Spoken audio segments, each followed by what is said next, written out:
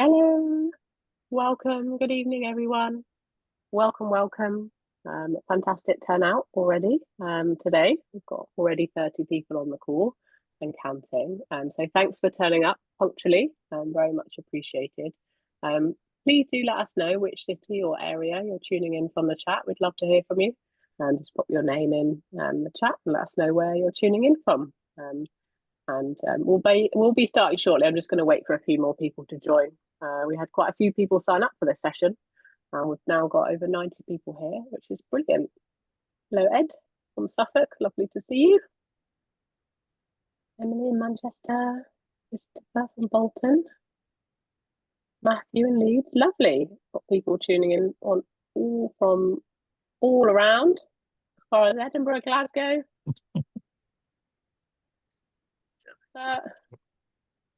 Bristol, Manchester. Amazing. Wow. Super. Thanks so much, everyone. It's lovely to have you here, and I hope you find today a useful session. So I'm Laura, Director of Access at Creative Access, and I'm just going to provide a little bit of context on who we are to start with. So a quick overview.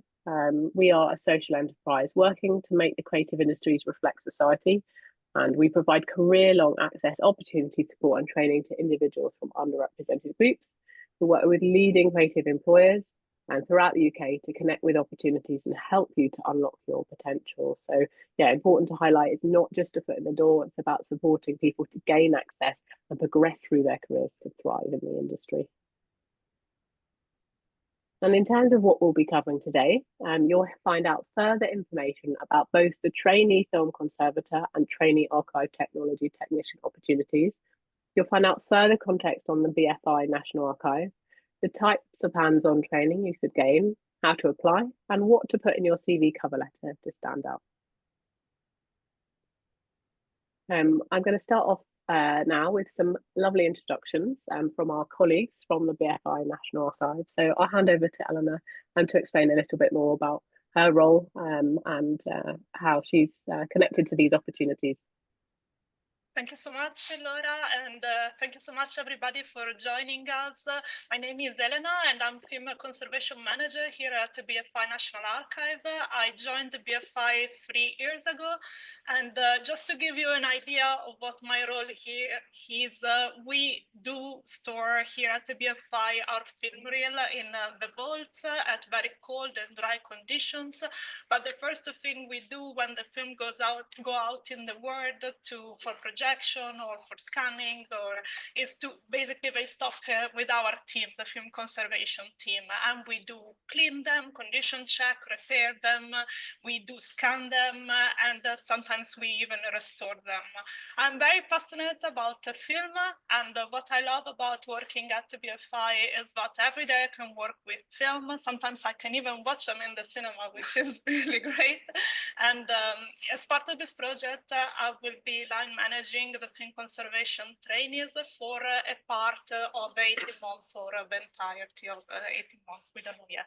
Here there is my colleague Tony. Hi there, nice to see you all. I'm Tony Richards, and I'm a film conservation specialist at the BFI National Archive. I've been here for 18 years, and I've asked, what do I love about the BFI? Well, in my role, I'm film handling every day, and I think it's the excitement of opening a can and never knowing what's inside there.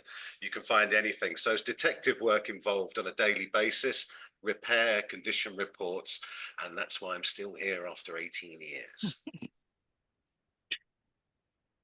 Hi everybody, I'm Ian. I'm the Archive Technology Manager.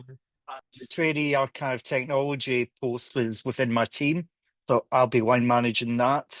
And my team look after all the equipment used by the film archivists and also the TV archivists. And we have equipment ranging from 6 to 8 years old up until brand new digital film scanners, which we look after. My background's more in film production and also in technical services for film production. I love working at the BFI because you never know what's going to happen and things change quickly. And it would be really good to get keep more people interested in the technical side of the archive world of film and television. I'm going to hand over to Steph. Thank you, Ian. Hi, I'm Stephanie. I'm the Technical Operations Manager here at the Archive, and I run a team of video conservation specialists who are concentrating mainly on digitising our off-air collection, which we've been collecting since 1985. I started 38 years ago collecting stuff. I was on the team recording the off-air content, so this BFI television archive is my legacy to the world. It's a huge collection, and I'm hopefully supervising it through its journey to make sure the public can enjoy it as well. It is detective work, it is watching television, it is all the good things. The people make it here as well. The people are enthusiastic, they're helpful, they just love it here, and that rubs off when anybody comes to visit as well. That's it, I think. Thank you. Hi, hello, sorry, it's me now. I'm Nikki Williams. I'm the Heritage Programmes Manager at the BFI, at the BFI National Archive specifically. So I help manage our strategic programmes and bring in funding and oversee all these special projects. These 3 new trainee roles have been funded by the National Lottery Heritage Innovation Programme.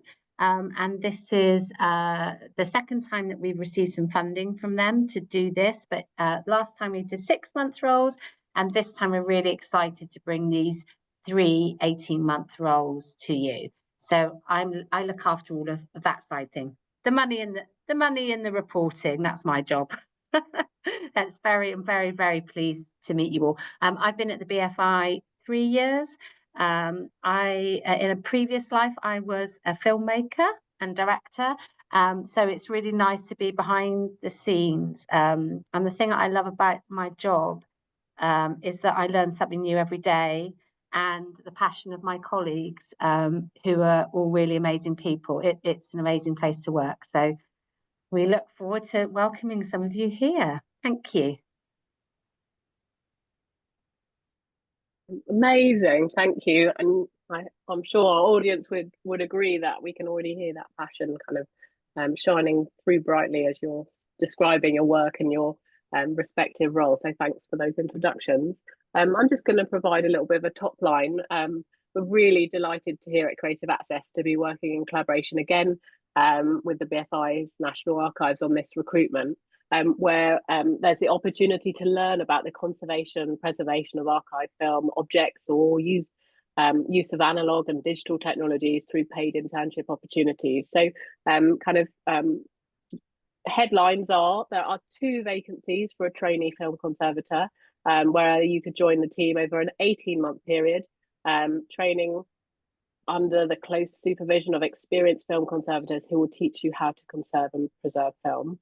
And then there's 1 opportunity available as a trainee archive technology technician. So that's a brand new opportunity this year that's been introduced. Again, working with the team over an 18-month period to undergo comprehensive hands-on training in the maintenance, servicing and cleaning of both vintage and contemporary video, film and audio equipment. So we hope to hire 3 people who will all work together over that 18-month period, and hopefully be a really nice peer network as well. I've included the QR code through to the BFI's kind of employer profile page, where you can find both of these opportunities to find out a little bit more information. And I'm going to hand over now to Nikki just to provide a little bit more context about the BFI National Archive and more detail on that. Thank you. Yeah, thank you. So I'm sure that most of you have heard of the British Film Institute, or the BFI. A lot of people know about the BFI from our film production and distribution exhibition side. But actually the BFI National Archive is the oldest and part of the BFI, and is really, we see ourselves at the heart of the British Film Institute and what it stands for. It was established in 1935, and our paper collection, so our library is actually the oldest and the biggest part of our collection. So when people think about the BFI National Archive, they just think about the moving image side of it. But we actually also have a huge collection of books and research papers, and also what we call our special collections, which is our sort of film posters, scripts, stills, and so we have millions and millions of objects in the archive. We have thousands of films, videotapes of all formats, film of all formats, of all gauges, and digital items. And we've also just recently, one of the big projects that we're working on at the moment is contemporary collecting as well. So not only do we look after, conserve, preserve, obviously film, analog film and videotapes, but we also preserve and conserve digital contemporary moving image as well. So at the moment, we're bringing in work from British Netflix, Disney, YouTube. So we're bringing in contemporary work as well. So we really represent the whole of moving image culture. And it's not only for British culture, it's also international culture as well.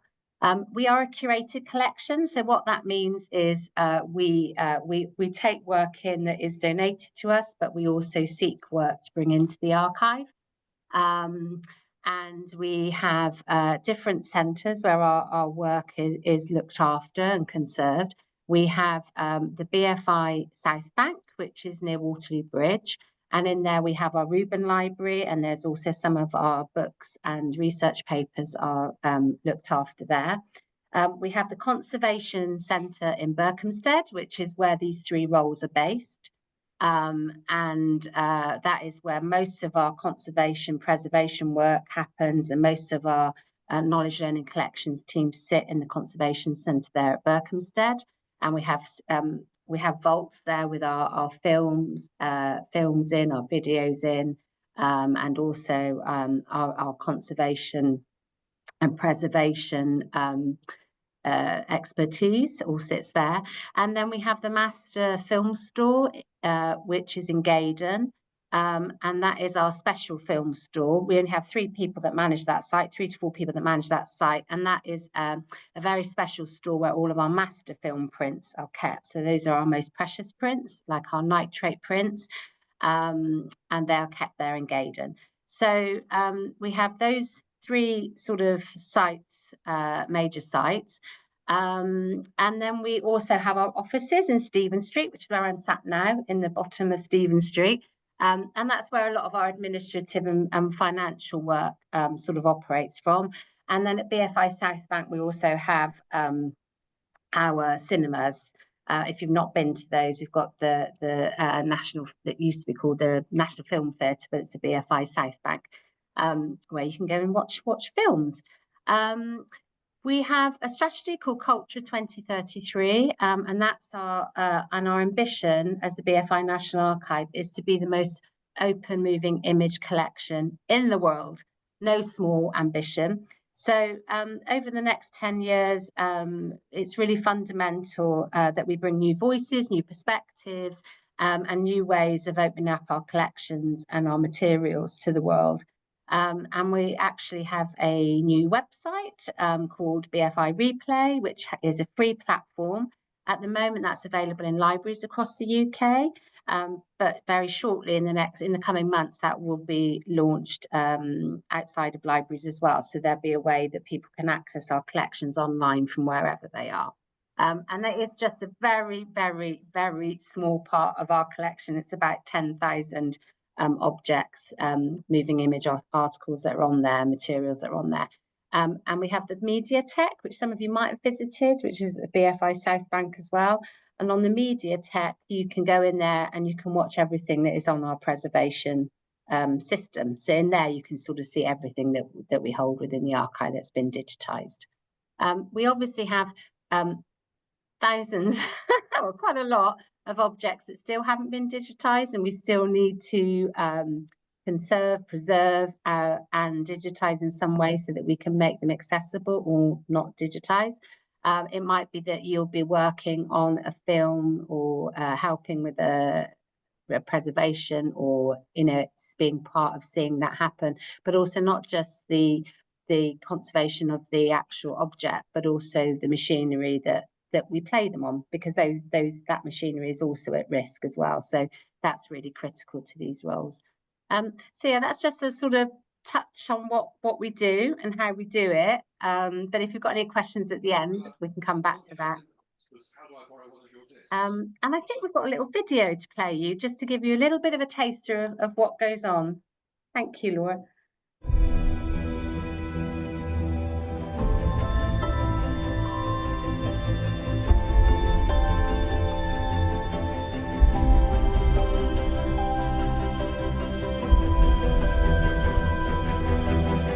We're just going to show you some film.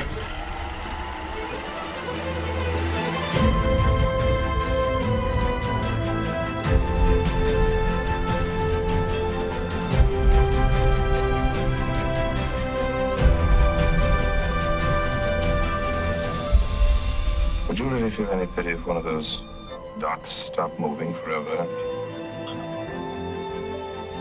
I never thought there could be a place as good as this.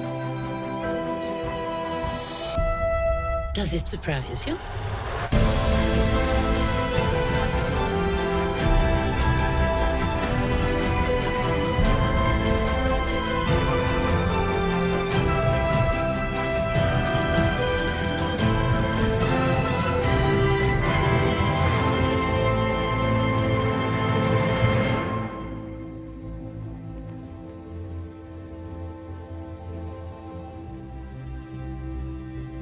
That's enough.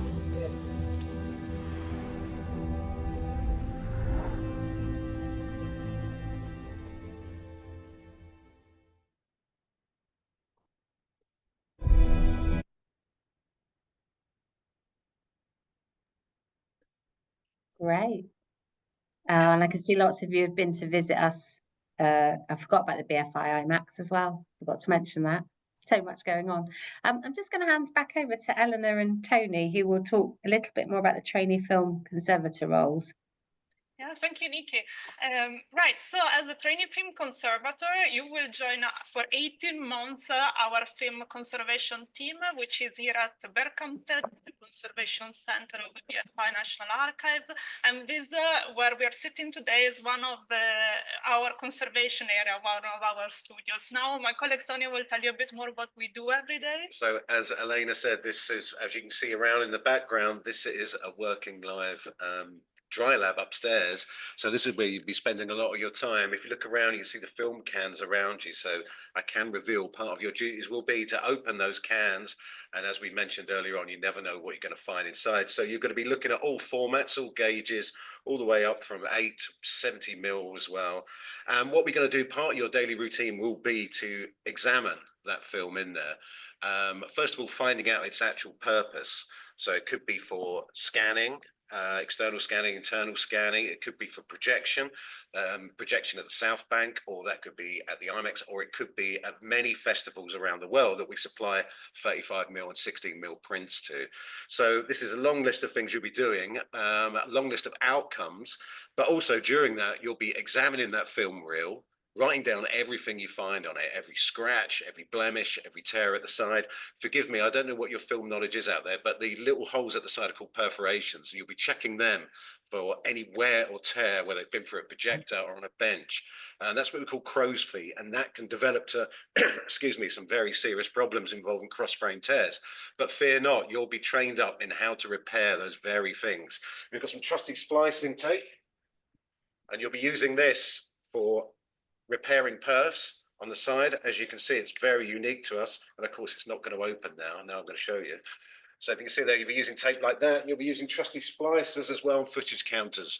So you'll be working your way through it, examining, getting a condition report, which we'll come to in a second, and you'll be learning and you'll be trained in how to repair 35 and all formats of film.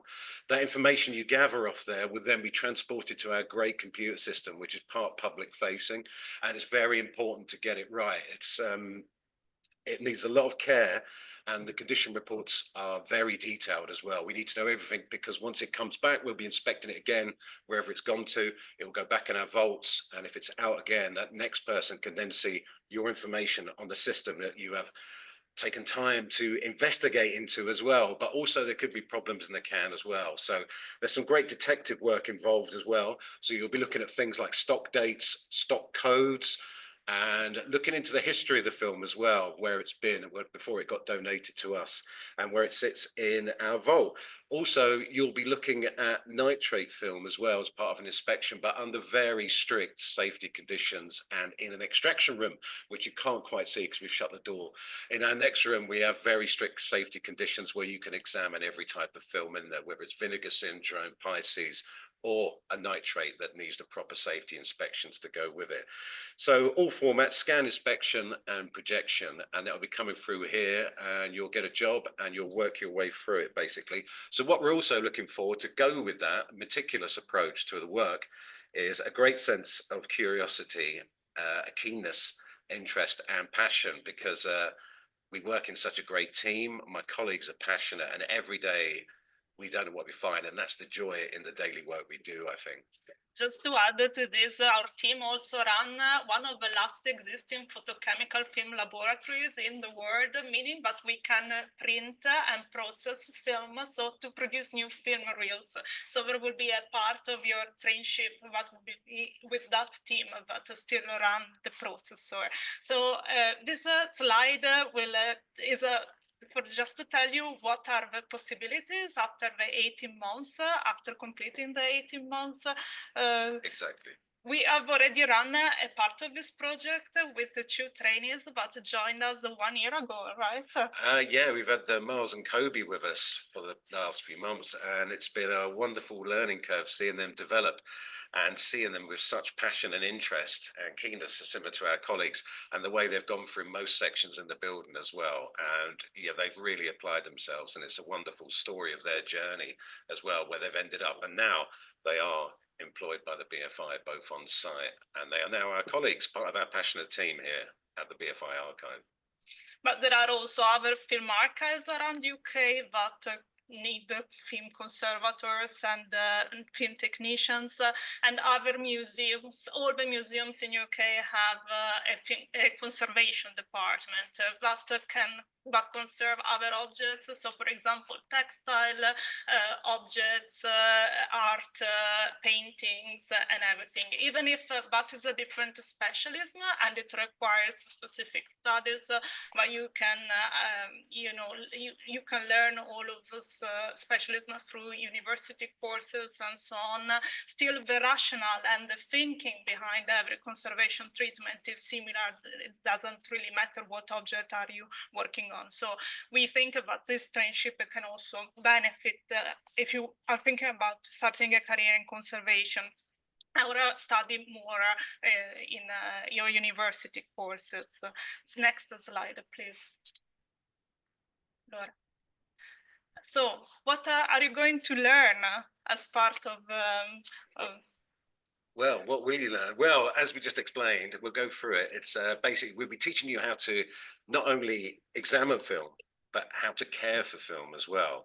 So safely handling winding, and we mentioned identification and cataloguing of items. These are all skills that we will be passing on to you, and you'll be taking on board as you understand the ethics of film conservation and working as a team in the National Archive. And I don't just mean people in the team, I mean like people throughout the BFI. You'll be liaising with other departments and external customers and clients as well. So you will also learn about thinking when you approach a conservation challenge. What are the ethical options? You will learn about working with other conservation teams and discussing what are the approaches to the conservation of the object that is in your hand. And you will also learn about talking about your work with external tour and people that come often to visit our archive. Like our archive is always the archive, on the spot. It's a wonderful moment when we share the work we do here on all the tours, the members tours, and the wonderful open days. And also Film on Film is back this year, which is an incredible festival. And I'm kind of guessing that some of you people may have visited that when it was last around. So we're very excited to get Film on Film in June under our belts. And there will be some white coats there showing you how to handle film on the spot. So don't be scared of the white coats, approach them. In terms of what we are looking for, so please next slide, Laura. We left this very open because we know that it's very difficult to find a path here in film conservation here in UK, but still we would be happy if you have an interest in photography, right? Well, it's funny you should say that because that is my background. I was a photographer before joining the BFI. So I didn't study any film courses or anything like that. So don't let that put you off. I came in with a keenness and enthusiasm and also an understanding of how to treat and care for 35mm stills photography. So I used to work I had my own darkroom and a studio as well. So all these skills lended to film handling, caring for film and looking after it, and importantly, storage as well, which is something we're really good at. We're also going to look, if you are very careful, we wrote their excellent manual dexterity, and we want to say that with curiosity goes also safely handling of the collection, because this is a national collection. We have the masterpieces by Alfred Hitchcock, you know, name it, and we have the film here. So you will be handling unique film elements that do not exist around the world. So being careful and very, you know, cautious when you handle the collection is the key. The other thing we are looking, of course, for is good communication skills. So you will be talking a lot with a lot of teams. You'll be dealing with a lot of people on a daily basis. Plus, you'll have a wonderful team that you can constantly ask questions to all day. And it's still a learning process when you come into a problem in a can that you haven't seen before. And luckily, there's a great team that will be able to help you out with any problem you experience it. Plus, you'll get the best training as well. And our work is learning every day. I mean, still nowadays we learn, right? Every day. You can't know everything. So, yeah, so you do need the help of your colleagues.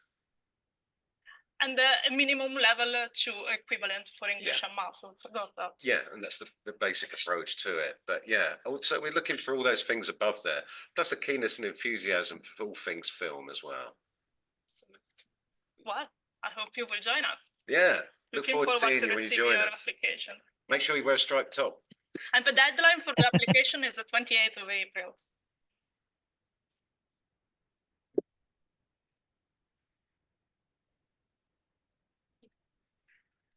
So I'm going to talk about trainee archive technology technician and what we're looking for. So all the equipment that Tony and Elena were talking about, that is maintained and looked after by the archive technology team. And the range of skills we need ranges from being able to repair mechanical equipment to electronic equipment.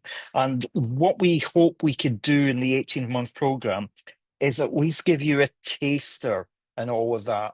We probably can't teach you electronics or electrical engineering, but we could teach you safe practices, basic fault finding, things like that. And you'll be working very closely with our archive engineers. And they've got lots of experience, not just in this industry, but they've came from various backgrounds. And leaning on them is really going to help you learn the skills and the requirements for the role.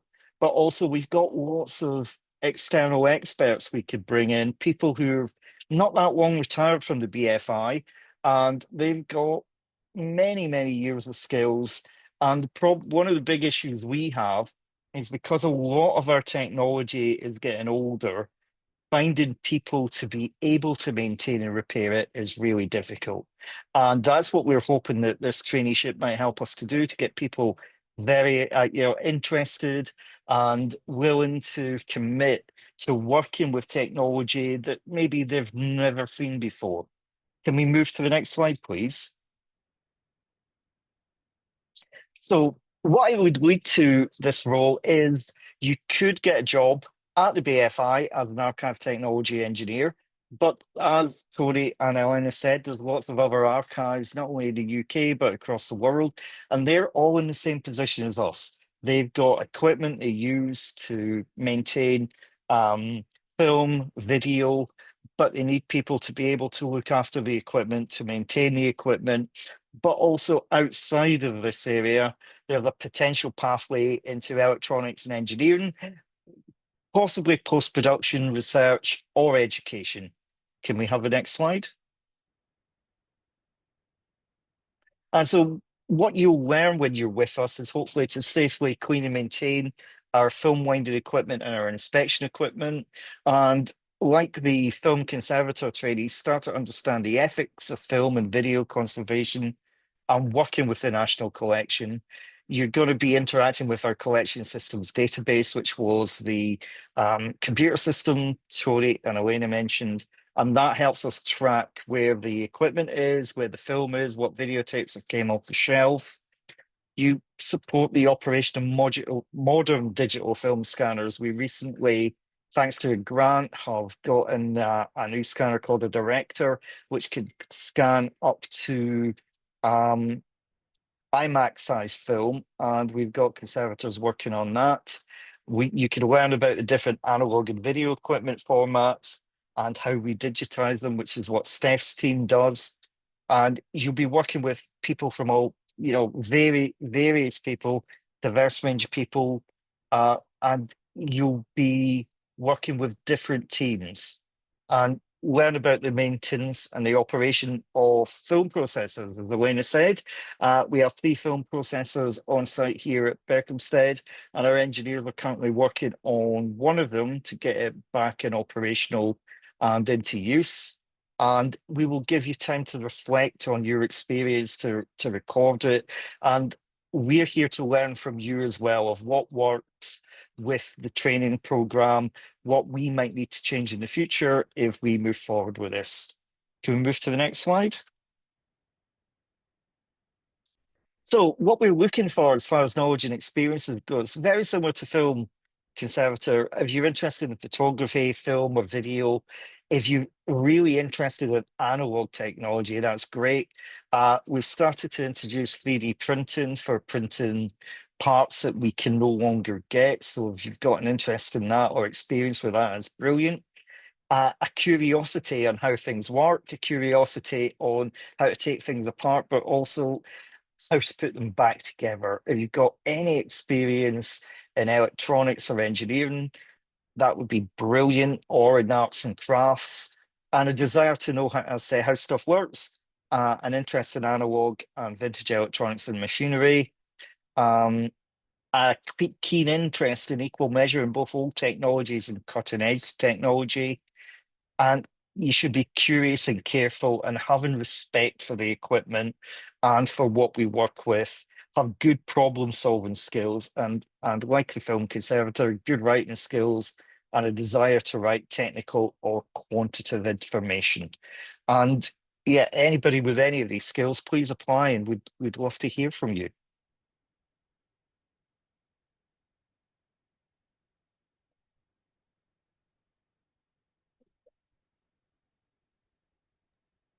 Thanks both. That's really great to hear further detail on the role.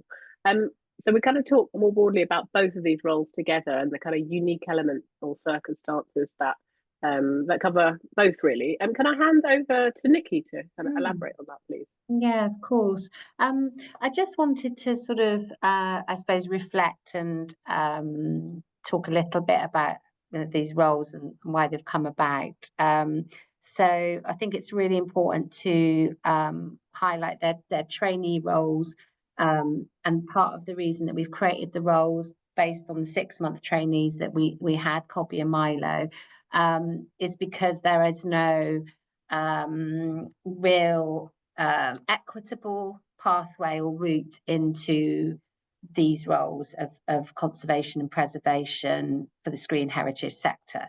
So as Eleanor and Ian and Tony and Steph pointed out, whilst these are 18-month roles, so we're sort of looking at sort of like a model of an apprenticeship and looking at how we sort of create those pathways into the screen heritage sector. There is no guarantee of a job at the end, but we would support you into looking for a job at the end if there isn't one that's available at the BFI National Archive at the end of the 18 months.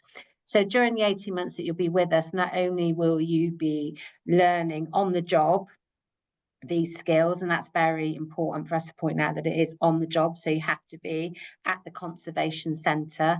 So working from home is very limited because everyone needs to be on site to do this work. There will be opportunities for you to have time to do your own research and training and self-development. You will be expected to work on your sort of own projects as well that are self-motivated, which are aligned to the work that you're doing in your role. There'll be opportunities for you to visit other screen heritage organisations and partner organisations, so you can see what sort of jobs and roles there might be available for you at the end of the 18 months, because as the others pointed out, these roles do exist, and we have a shortage of young people coming into the sector, so we need young people to come and transfer our knowledge and expertise. There will be an opportunity to work with other people outside of the BFI National Archive as well, so other people who have knowledge and skills that they will bring to this. But you will also be expected to sort of, you know, share your learning, work with other people, and also attend training and conferences or events as they arise. So, for example, Cinema Rediscovered, which happens every July in Bristol at the Watershed, we would be supporting the trainees to attend that, and they would be expected to go to attend that, to learn from it, benefit from it, but also write about that and share. We have something called Inside the Archive, which is our weekly blog. If you haven't read it, go and have a look, because you'll find out more about what my esteemed colleagues do on a weekly basis.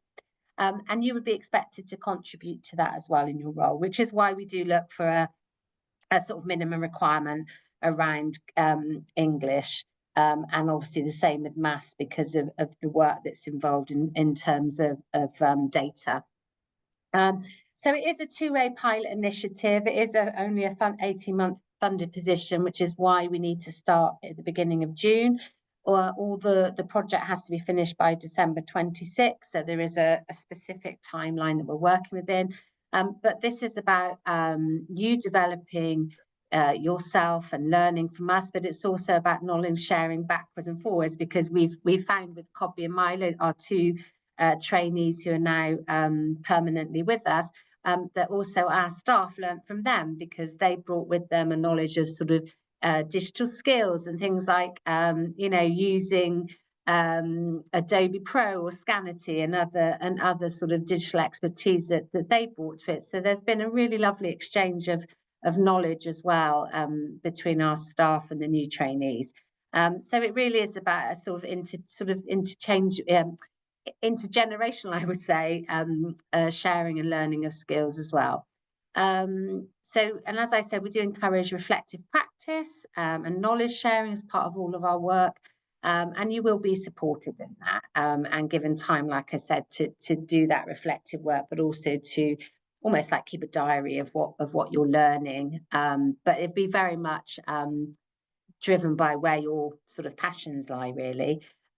Someone did ask a question, and I don't know, Tony or Eleanor, if you want to answer this, but somebody did ask a question about digital restoration in the chat. And I think it's really important to, I suppose, manage expectations about how your sort of learning curve on this, because things do take a while to build up knowledge and expertise. So, you know, you really will be starting off like hands-on managing the equipment or the film or the objects, and be very much about how you manage and handle and care and look after that before we go into anything sort of too complex. I didn't know if you wanted to add anything to that, Tony or Eleanor or Ian, about. Yeah, I can't see right now the question in the chat, but definitely something we would like to focus on with these traineeships are some of the skills that are we have identified as part of the previous part of the project to be more at risk, meaning that are the ones that for us is more difficult to pass on because there is not much literature written down. For example, I'm thinking at the photochemical processor, the area where I was telling you earlier with print and process, with the, things like digital restoration or digital color grade are, aspect of the work that are somehow shared, especially for some of the tools with the post-production world. So for us are somehow a bit less at risk. So this traineeship definitely will focus a bit more on that skills that we think are more niche, and it has like some sort of progression, right? So you definitely have to start film handling carefully the materials, the identification, the documentation, and then after that we can build on that to get further. Yeah, I think it's really important to highlight that, like you say, Eleanor, because it really is a thing. It's the skills that we aren't easily gained, and they take time to gain and pass on. Ian, did you want to add anything? Not really. I mean, we're not really involved with that side of it. If anything goes wrong with the equipment, then we'd get involved. But the actual hands-on operation of the film restoration equipment or the film scanning equipment isn't what the ATG team do. Steph's team have more hands-on on the video side with digitization and that sort of thing, and that will at some point come into the traineeship. We're just not sure right now when we'll bring it in. Yeah. And I think someone just mentioned as well in the chat about, they worked on the TV side, and actually that's my background, was a camera op and operator for film and digital and videotape. I went through that too, and I think that it really is exciting because we hear a lot about the production side of film and TV, but there's very little known about the screen heritage side. So that's why we're doing this as well, because there are these jobs, these amazing jobs, these amazing roles that my colleagues do, and very little is talked about it at film school or within cop film, if you do sort of any kind of movie. So that's what we're trying to do here as well, is open this up to young people, so you understand the other side of it, which is really important, the conservation and preservation side. But I think it's really important for me just to underline that these are, that you have to be based at the conservation centre, and the salary that we've put this at is our sort of equivalent sort of entry level, but that should be enough to cover things like the train travel or however you would come to the role, to come to work.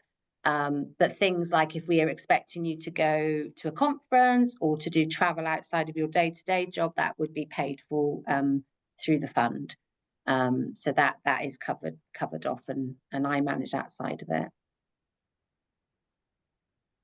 I don't know if there's anything else I wanted to add.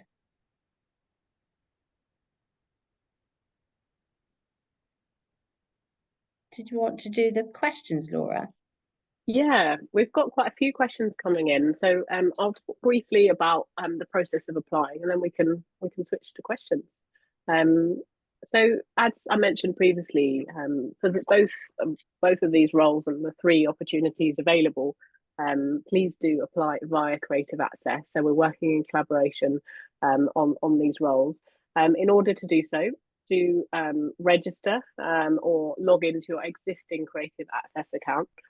Upload your CV and cover letter as one document, and I would really recommend doing further research. Everyone here is obviously very interested in the roles, and I hope that the detail that's been shared is going to really support and inform your applications. It's really important to put together both a tailored CV and cover letter, and that will really help your application to stand out. Please do specify at the top of your cover letter if you wish to be considered as part of the Disability Confidence Scheme, as this information will be shared with the BFI. So we're just obtaining your consent for that.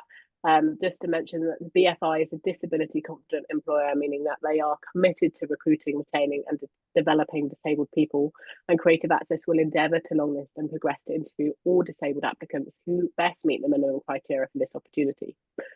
Just to flag, once submitted, you can no longer amend your application. So do have a good proofread before submitting it. Make sure you're fully confident that there's no mistakes, and it's, as you know, your best, putting your best self forward.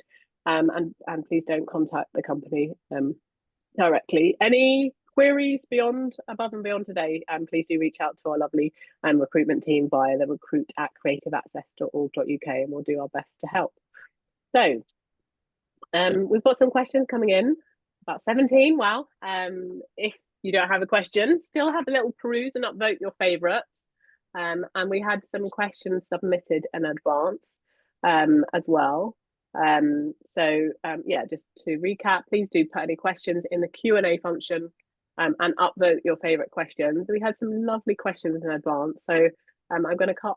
We've got a decent amount of time. I'm going to spend 5 minutes on these questions and then 5 minutes on questions coming in. So do upvote your favourites so we can get straight to the most popular questions. We've kind of covered favourite parts of the roles and various routes to these positions. I'm kind of interested more broadly in everyone's advice to their younger self. So maybe let's do a quick whip around of what advice would you give to your younger self or someone just starting out in the industry? If we could start off with Ian, please. I would say go for it. Go for whatever it is you want to do. I really want to be a film editor. That was my passion, and I didn't follow through on an opportunity I had when I was younger. I did get into film editing and video editing, but maybe not to the level I would have liked. So if you're really interested in something and you've got an opportunity, go for it, and see how far you could go. Thanks, Ian. How about you, Steph? Sorry. I didn't really start out with a career in mind. I was interested in photography, and this was more interesting than, shall we say, an ordinary job. And through the archive and the BFI, I've been able to work with film and then get a qualification in electronics, and then move on to video and video conservation and digitization. So it wasn't really I want to do this sort of career. It was oh, this is good, this is exciting, this is interesting, and I still learn something every day. And the technology there's a huge span of technology in our area. So you're working very old to very new, and that's interesting as well. So just get involved, be interested. Tony and Anna. Pretty much what Ian and Stephanie have already said. Yeah, don't let anything put you off. Don't be dissuaded. Go for it, and keep going for it as well. Don't let anything put you off. Go straight for it, and then keep going for it. Don't let anything put you off, and chase it through. Yeah, same for me. When I was a student in film studies in a university in Italy, I would have never thought one day I would work at the British Film Institute, because the dream was so big. But the truth is that if you are very passionate in what you do and you follow that, and you become very specialized in that, in what you like, there are opportunities down there. And this traineeship that we are advertising today is definitely one of them. And Nikki, how about you? I think, yeah, like concur with the others really. To just sort of go for it. I don't really. I didn't, when I sort of set off. My background was photography, like Tony as well, and I wanted to be a photographer, and I never sort of realised that I would end up, working as a camera and film op. It sort of just developed because I put myself out there, and I think that's just really important, to just put yourself out there and and take the opportunities to learn, and always get to get up early and get to places on time, and always offer to make people drinks. That would be my other top tip. But I think, I think being enthusiastic, always embracing the opportunities that are given to you, and to go for it. Yeah. I totally agree. Making someone a cup of tea or their preferred beverage can go a very long way, especially if it's towards the end of a long day, etc. And someone just needs a lift up. They may remember that. And it's come up a few times in the chat, is if people aren't sure which role to apply to, this isn't a competition between departments, but what advice would you give to an applicant who's not quite sure where to go? They're kind of interested broadly in the roles.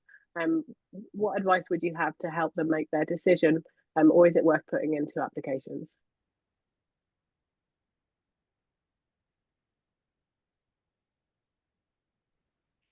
Do you mean between deciding if go for film conservation traineeship or the archive technology one? Well, I would probably look into if you like handling objects and collection objects, or so something like where you can touch the collection and work with the films every day, or if you're more interested in the technological side of the machines or things like that. Yeah, what would you say? Yeah, which way you sway more, the care and attention or the repair work? The only thing I would add is don't apply for one if you're more interested in the other and think you might be able to spend more time in the role that you didn't apply for, because these roles are going to be full on and you are going to have to be committed. So if there's something you're more interested in, go for that. But I don't see any objection to applying for both if you've got an interest in each area, because you might make a shortlist on one and not on the other. Super, Sorry, I was you. just going to agree with that. I think because I did answer one or two in there, but I think looking at it from as a, I suppose, external perspective in a way, and looking at the two roles, I would say that Ian and Steph, you're looking for, particularly for people that are interested in sort of like, really interested in the sort of, the way that things work, and, that sort of either some kind of electronics or engineering type interest. So I think they are different in the types of sort of interests that you have. And I think focusing on one might be better because you can do a stronger application for one. But yeah, and I think like there is, that I think that passion that will take you through it, because there is a lot of work and there is a lot to learn in the time frame. So that personally, I would sort of, I would say it's better to, personally, I think but we're not doing the shortlisting. Laura, Creative Access are doing the shortlisting, so you might have more your own notes to bring to that, Laura, as well. Yeah, I think after listening to the team today and reading and rereading the role descriptions, I think it's good to really think about what appeals to you most. And if there is, a strong lead, then I would encourage you to apply for that. But I agree with Ian's point of view is, if there's curiosity across both roles, then you could put in a strong application for both, but which would double your chances. But I think it's fine to put in an application for both, but even better if you can make a firm decision about your favourite and put in a strong application for that. The other thing that's come up in a few questions, well, Laura, is about background, like people's background. Now we're really open. We don't mind what you've done before, as long as your experience or desirable, those essential skills are kind of met. It doesn't matter where that comes from. You could be a career changer. You could come from, a different sector. So we're also really interested in where those transferable skills might come from. So you don't necessarily have to have done a, you know, anything to do with film or TV in terms of studies, but just have a demonstrable passion and interest in it. You know, we're not interested in the qualifications. We're more interested in your passion around the screen heritage sector and screen heritage skills and experience. You know, or something you've done before which is transferable into these roles. So it could be a practitioner, it could be industry, it could be a career changer, as well as someone who might be coming out of straight out of education. We're very open. Yeah, I think that's really important to consider. This is a unique opportunity in that it's been designed for people to apply with varying backgrounds. So yeah, we hope that advice helps you. So we've kind of covered off some of these questions here. Tailoring CVs, I think specifically we would love to hear why you want to work in the BFI National Archive, why you also want to work for a specific team, and be as specific as you can.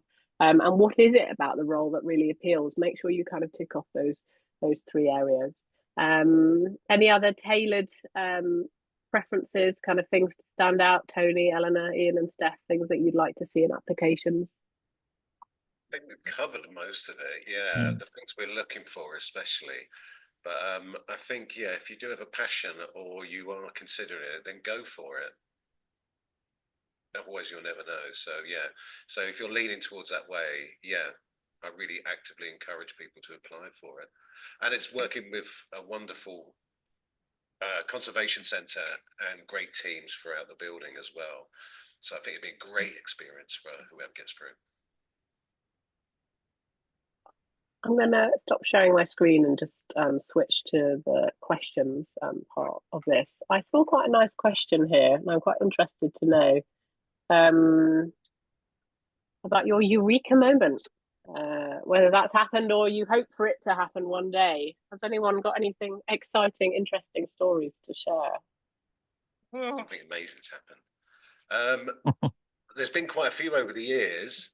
I think one of them was when we were doing the Hitchcock Nines and we had access to the original camera necks from Hitchcock, and we put out a call, and it was, I think it was the Pleasure Garden. A member of our team managed to find the missing footage, so it's now complete and makes sense. Off the top of my head, that's one eureka moment. There'll be others, but over to the rest of you while I think of all the others. Yeah, same for me. The eureka moment is always try to find the missing piece of a film that nobody has ever seen, and comparing different copies, and you're like, this is how it originally was, and we can, show it to the audiences again. It's a wonderful feeling, and we get to share our results with an audience as well. And also, opening up the archive, getting stuff out there on the BFI player, out on the Mediatek, so we can actually share these wonderful pieces of film, which have been, not hidden away, but not had the opportunity to see the light of day before. But thanks to the BFI, we have avenues where we can show off that great work now. And for example, as part of the London Film Festival last year, we did show some of Sherlock Holmes films, silent film, restored by our team with the live orchestra, with a live music accompaniment that was, written for that, and it was so exciting. Such, that's the eureka moment for me. On the Sherlock, we were at the base level as well, because we had the original nitrate, and we were trying to repair it so that it would go through a scanning machine. It was having trouble, so I was literally repairing it on the spot as it was going through the scanner with and my colleague Dave Gurney. So yeah, there's loads of these moments, and I'll think of more as soon as we finish this, I think. Same.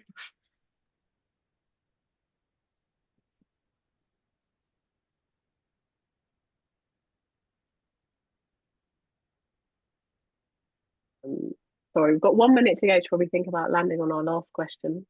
Any other special finds in the archive to share, or big accomplishments in terms of the technical technical possibilities? Yeah. Now there was the missing believed wiped session that we did. People were asked to look in their sheds and attics for videotapes, and through that there were discoveries made that of program content that hadn't been seen before. There was some Steptoe and Son that were discovered that had never been aired, which were preserved here, well, played back here, preserved, and then screened on television. There's always the excitement of having a master tape, and then there's where they haven't turned the camera off or the audio off afterwards, and you get the artists talking behind screen. So that's always interesting to hear what goes on in the background as well. Okay, I'm just conscious of time. There are quite a few questions we've had to leave unanswered, but I hope that today has provided further context on both those roles. If there are questions that have been left unanswered, perhaps because they're bespoke to the individual, then please do reach out to our recruitment team. We would love to hear your feedback on today and find out kind of how useful you found the session, whether it has answered some of the questions that you did submit in advance, whether it's helped in terms of providing further context on the roles, and hopefully inspired you to apply if you were thinking about it, one role or the other or both.